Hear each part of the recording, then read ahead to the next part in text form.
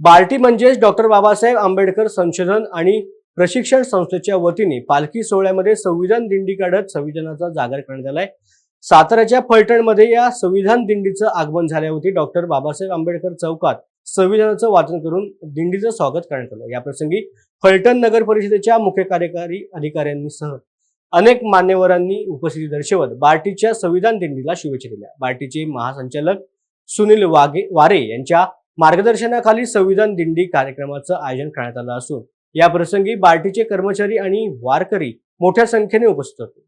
जशी देहूपासून सुरुवात होते तर ते पंढरपूरपर्यंत विठ्ठल रुक्माईचे दर्शनासाठी हे जे काही भाविक उत्सुक असतात त्याच्यानुसार आपण वेगवेगळे उपक्रम सांस्कृतिक कार्यक्रम जसे 3 जिल्हे पार पाडत असतील पालखी, तर त्या प्रत्येक जिल्ह्यामध्ये आपण सांस्कृतिक कार्यक्रम तसेच संविधानाची प्रत देऊन आपण वेगवेगळे मंजुषा विचारून त्यांना संविधानाची प्रत आपण देत असतो।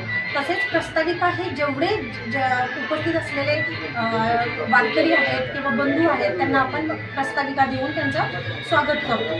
त्याचबरोबर बार्टीची जी काही योजना आणि समाज कल्याण विभागाच्या ज्या काही योजना आहेत त्याची एक पुस्तिका बनवली तेही देखील आपण त्यांना वाटप करतो। हे विविध आपण उपक्रम राबवतो।